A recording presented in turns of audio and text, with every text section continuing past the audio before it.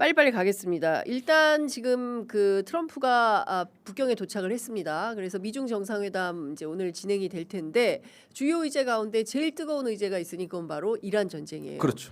이란 전쟁 복판에 우리 남우호가 피격을 당했습니다. 근데 어느 나라 건지 뭘로 한 건지 뭐 일각에서 전문가들 언론 인용해가지고 보도하는 것은 뭐 드론 타격 가능성이 있다 뭐 등등등등 얘기가 나오는데요. 네. 원님께서도 쭉 청와대 뭐 네. 정보 발표 보셨을 텐데 어떻게 보세요? 실질적으로 봤을 때 핵심 아젠다가 될 수밖에 없어요. 미중 관계에 있어서는 그렇습니다. 핵심 아젠다가 될 수밖에 없는 게 뭐냐면 네, 이 진짜 그동안 경험하지 못한 두 리더가 만나는 거예요. 근데 한 리더는 이란 전쟁 종식하고 내 중국 갈게. 네, 이렇게 해서 이제 개인적인 생각으로 이게 출발. 이 정상회담을 늦췄잖아요. 예, 그렇죠. 근데 결국은 네. 더 수렁에 빠지는 상태에서 왔잖아요. 예, 그러면 이 수령은 결국 네. 뭐냐면 과거의 오일 쇼크와는 다르게 네. 오일 쇼크는 그냥 석유 값의 그렇습니다. 파동이지만 이 호르무즈 해협은 새로운 변수가 생긴 거 아니에요. 그렇죠. 세계 경제의 초크 포인트가 돼버렸어요. 네, 그런 상태에서 만나는 거기 때문에 트럼프는 가면서 예, 중국으로 넘어가면서 예. 이란 문제 뭐 없다. 관심 없고 네. 뭐 주요 의제가 아젠다가 아니다.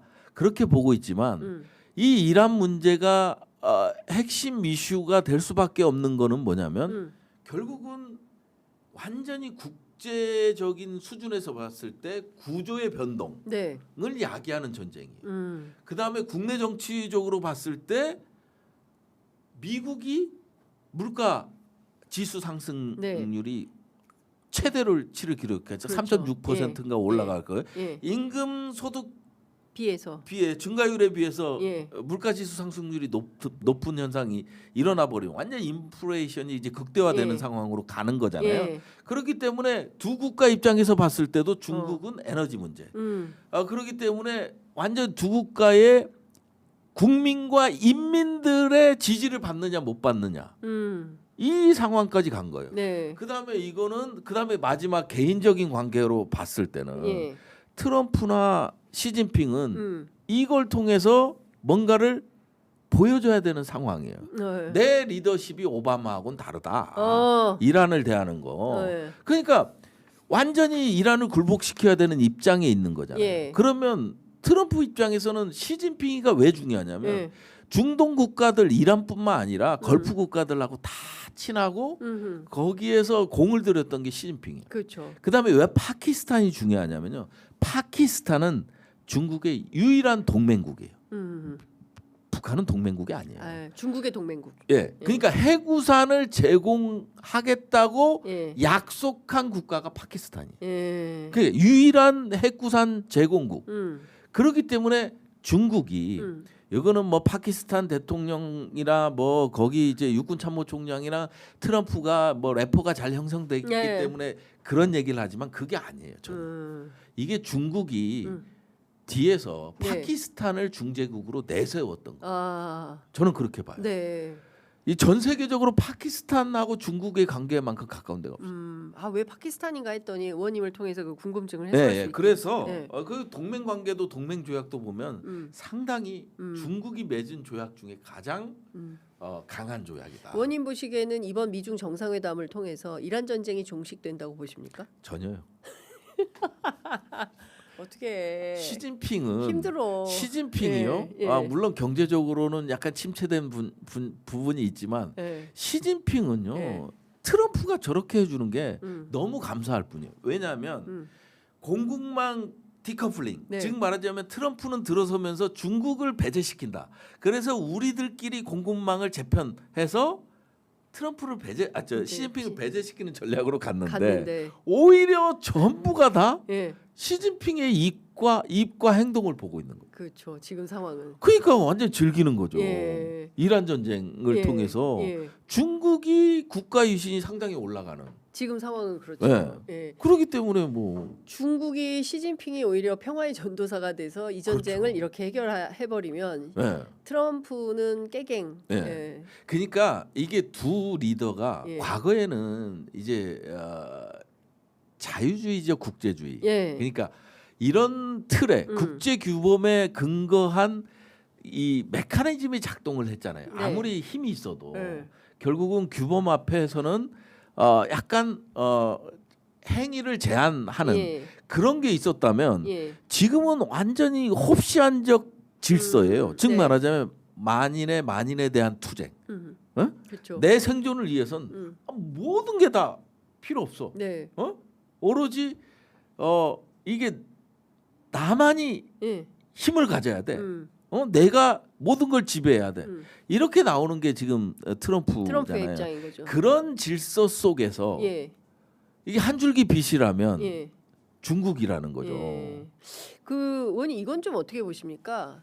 트럼프가 끊임없이 우리한테 이제 호르무즈 해협의 그 항행의 자유를 위해서 니네도 들어와 프로젝트 프리덤 참여해. 근데 갑자기 또 느닷없이 일시 중단을 네. 선포를 해서 우리 정부 당국에서 이제는 그거는 뭐 검토할 이유가 없다 이렇게 됐어요. 그런데 다시 또 여지를 좀 주고 그렇죠. 있습니다. 어깨를 나란히 하라고 헤그세스가 네. 한미 국방장관회담에서 그 얘기를 그렇습니다. 한 거죠. 한 거잖아요. 압박을 상당히 강하게 가하고 있고 예. 그다음에 남호 피격도 있고 예. 이런 거거든요. 네. 그러다 보니까 이제 우리 입장에서는 지금 저 유럽, 영국과 프랑스 중심의 예. 이제 다자 자유항행 예. 그 연합 기구가 세력이 만들자고 하고 있죠. 40개국이 참여하는데 우리가 이제 거기에 참여하는 거고요. 네.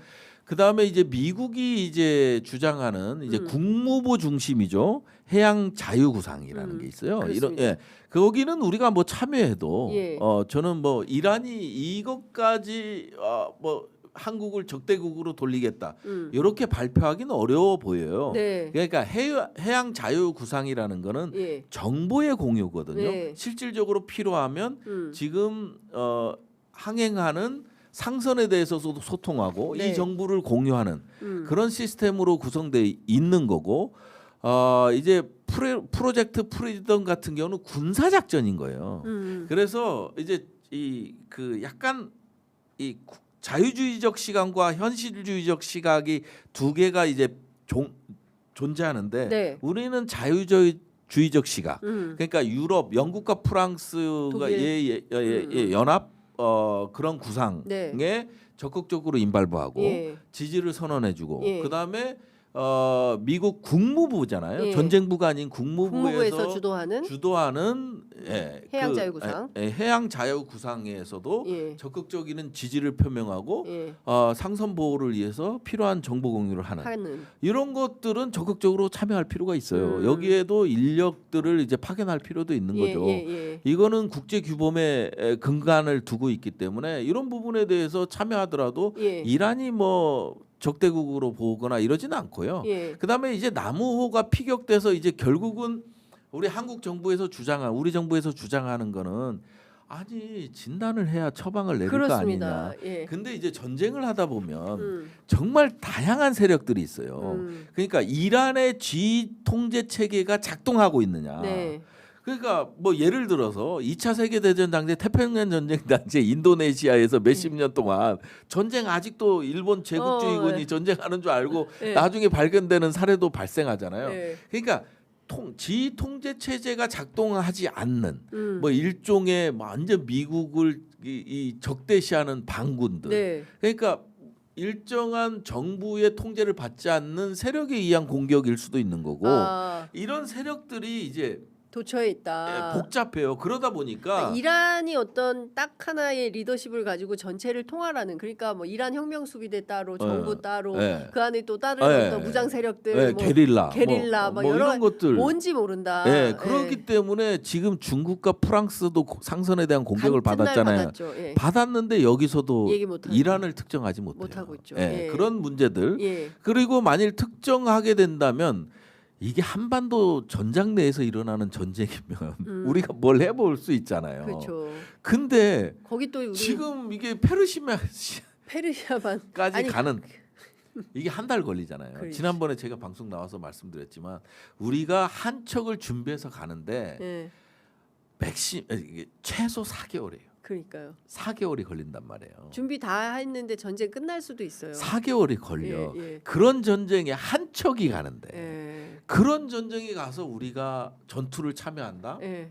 그러면 후속 군수 지원부터 시작해서 이게 그냥 외로이 보내는 전쟁밖에 안 되는 거예요. 아니 그러면 미국이 우리 구축함을 보호해 주냐? 그것도 아니야. 자기네 살 길이 바빠서 근데 왜 호르무즈 해협 안에는 들어가지도 않는데. 근데 왜 성일종 국방위원장은 지금 이 상황을 전시로 규정하고 정부가 적극 나서야 된다라고 주장하는 걸까요? 그러니까 안보의 이 정쟁화죠. 안보의 정쟁화다. 예, 그거 외에는 설명이 안 되는 거예요. 예. 이게 우리가 뭐 후속 이게 전쟁에서 가장 중요한 전투 참여에서 가장 중요한 거는 후속 군수 지원이거든요.